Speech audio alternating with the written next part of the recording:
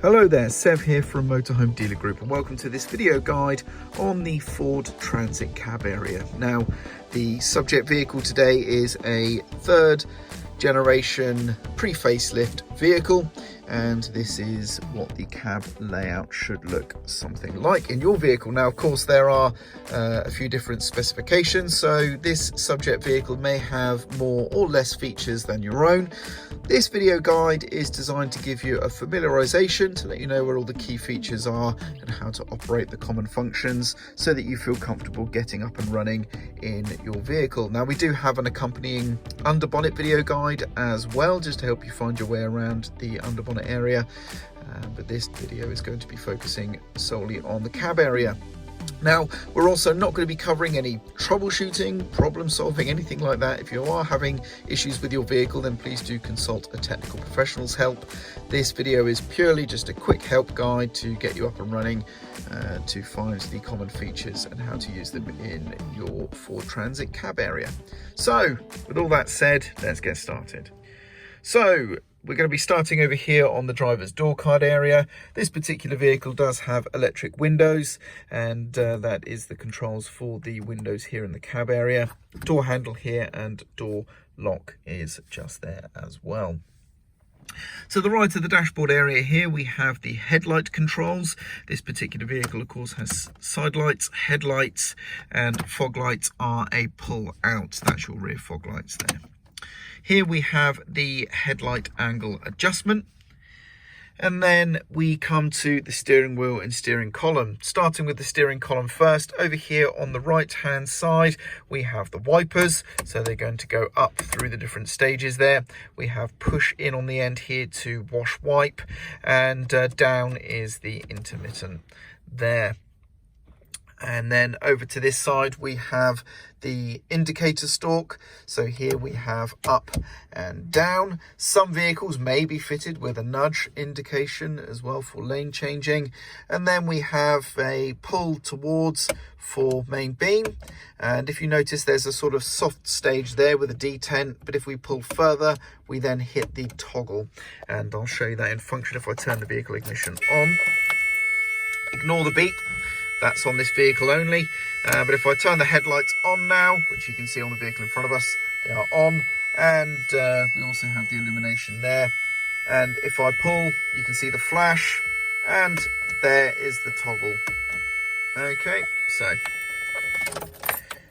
so that is how to use your indicators and your lights. I do apologise for the beep tone there.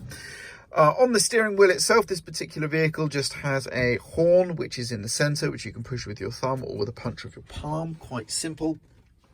Now we move over to the centre console area. We have the hazard warning lights here, very obvious, nice and easy to hit those. We then have the entertainment unit here. This is a standard Ford unit from the era, all very standard functionality on there. If you've used a vehicle stereo or entertainment unit, you'll know your way around that. We then have the ventilation controls here.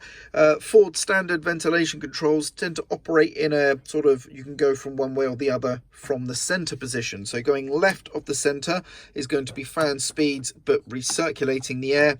And then coming to the right here is different fan speeds, but we have fresh air. And of course, demist is fully over to the right hand side. Temperature and fan position just there. Underneath, we have a series of different function buttons. These will vary depending on the specification of your vehicle. This particular one has a sort of wheel stability toggle just here. Again, for any of these buttons that your vehicle has, please consult your vehicle documentation for more in-depth information about what the particular buttons you have here actually do. This particular one also has an aftermarket alarm fitted, and they've mounted the aftermarket alarm interface to one of those buttons as well. Below that we have a 12-volt socket there for powering devices. We have a coin holder disguised as an ashtray, and then down here we have a drop-down set of twin cup holders, which is very handy. Other than the ventilation area there, as you can see, we move across to the glove box area here, where we have a glove box. And then across the top is all pretty standard affair. We have a cubby for documents and things like that. There is also another cup holder in the top over there. Here we have the legacy mirror. This particular vehicle has a reversing camera fitted to that there, or at least the monitor is there. And then above that we have the dome light controls just here, sun visors, it's all pretty standard there. Down here we have the gear stick, so it is floor mounted, and this particular vehicle is a 5-speed manual, as you can see. Reverse is towards us and back like so. Handbrake is on the left hand side, the normal side. So unlike a lot of motorhomes, this can often end up the right hand side. This particular vehicle has it here. Of course, just make sure you understand, you know where the handbrake is in the vehicle you're about to drive. They can often be in motorhomes on the right hand side, just to help keep out of the way of swiveling seat bases. I'll cover the seat bases here. Of course, we are in a leisure vehicle business, so we are going to be looking at motorhome seat bases here. We have the seat slide here, lift up the bar, and that allows the seat to slide forward and backwards. These allow the seat height to be adjusted, so you release these and then you're able to raise or lower the front or the back of the seat accordingly to get the nice angle you'd like, and height as well. And then over here we have the dial to adjust the angle of the backrest.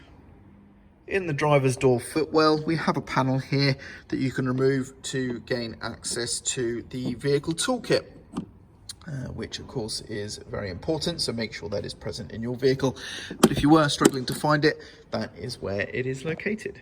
On this particular vehicle, again on the driver's side, in the door dram here, we have the tyre pressure information there. Of course, also double check the ratings stipulated on the tyres themselves. And similarly on the passenger side, we find the chassis plate for the vehicle right here. And there we go. That about wraps up the video today. Hopefully you found it useful. Now, as mentioned, we do have an accompanying under bonnet video guide. So if you want to know how to access and find your way around the engine area under the bonnet there, then please check out that video as well. Otherwise, that's it from me. I hope you found this video useful. I'm Sev, and thank you very much for watching.